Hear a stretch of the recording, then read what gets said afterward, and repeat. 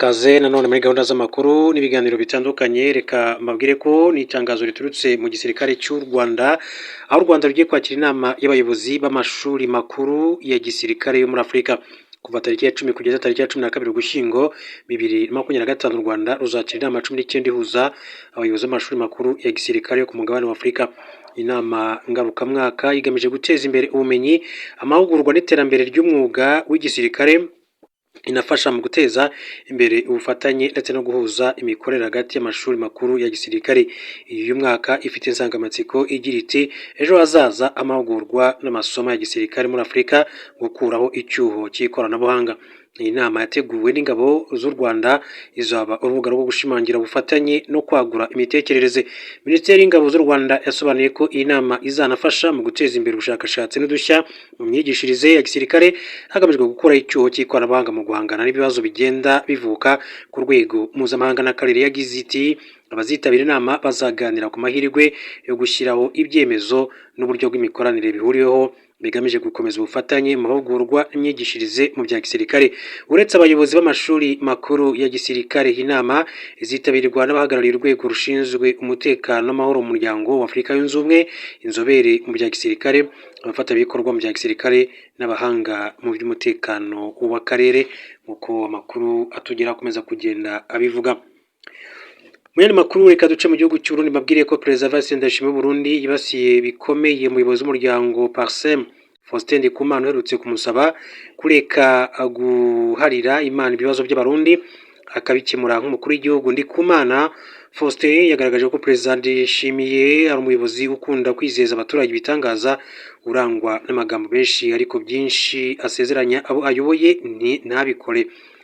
Yavuze ko nubwo uyu mukuru w'igihugu aherutse kohereza mu mahanga toni 400 z'amabuye y'agaciro ku mugaragaro, atizeye ko hari amafaranga azinjiriza igihugu kuko n'ubusanzwe yaroherezwaga, ariko ubugenzuzi bukerekana ko nta n'igiceri cyinjiye. Inshuro nyinshi Perezida Ndayishimiye yavuze ko Imana ikunda u Burundi kurusha ibindi bihugu kandi ko ifite gahunda yo gukemura ibibazo bufite bukaba igihugu gikize kandi cyubashywe, abivuga mu gihe ubukungu bwacyo bukomeza guhungabana. Ndikumana yagize ati guhungira mu bintu by'Imana, Imana izatuzanira igisubizo, yikunda Burundi, Imana ikunda ibihugu byose. Ati bagutoye kugira ngo ushake ibisubizo by'ibibazo by'abarundi, ntibaruhije. Ati ntituba twakutoye ngo usabe Imana ariyo ibikora mu mwanya wawe. Imana yaduhaye ubwenge twese, ati nawe yabuguhaye, iri kureba icyo uri kubukoresha. Mu kiganiro Perezida Ndayishimiye yagiranye n'abatuye mu gace ka Matongo mu yahoze ari intara ya Kayanza tariki ya 5 Ugushyingo 2025, yibasiye Faustin Ndikumana avuga ko ari umuntu utaragize na kimwe amarira u Burundi ku buryo byakirata. Ati Faustin Ndikumana avuka muri Butanyerera, komine Ngozi, nta kintu na kimwe wavuga ko yakoreye u Burundi yakwirata kuva yavuka, kuko nubwo yakoze muri banki bamwirukanye kuko ntacyo amaze bamukurayo. Ati ahungira muri societe civile kugira ngo yerekane ko ari igihangange akorana n'abakoroni. Ndayishimiye yabwiye abaturage ko Ndikumana ari umwe mu bateje imvuru mu Burundi muri 2015, kandi ngo yifatanyije n'abakoroni aba umukire, ashaka n'abarinzi 8, ahemba bihoraho, agura n'imodoka akoresha mu buzima bwa buri munsi. Uyu mukuru w'igihugu yabajije ati none ko atagenda n'amaguru, igitoro agikura he? Iriya modoka ye amafaranga yayiguze yayakuye he? Ati ni umujura cyangwa se akoresha amafaranga y'abakoroni, kuko umuntu utagira icyo wakora yakwerekana ko akuramo amafaranga. Ati ni umujura. Perezida Evariste Ndayishimiye yageze ku buzima bwite bwa Ndikumana. Asya atanzitse yamushije kunanirwa gushaka umugore, ati byaramunaniye no kuzana umugore. Ati nk'uwo, ati ni iki yagiramo inama Abarundi badashobora no kumenya uko ayo guhaha atangwa mu muryango.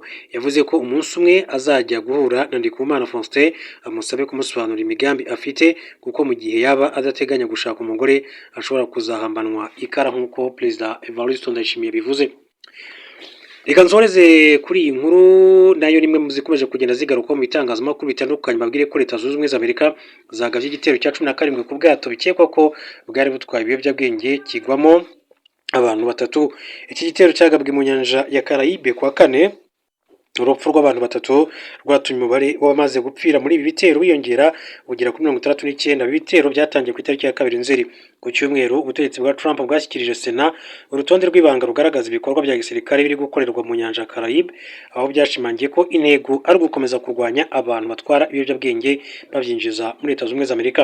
Ibi bitero byatumye umwuka mubi hagati ya leta ya Trump n'ubutegetsi bwa Venezuela uba mubi, aho ku ikubitiro Amerika ivuga ko ibi biyobyabwenge bituruka i Caracas, umurwa mukuru wa Venezuela.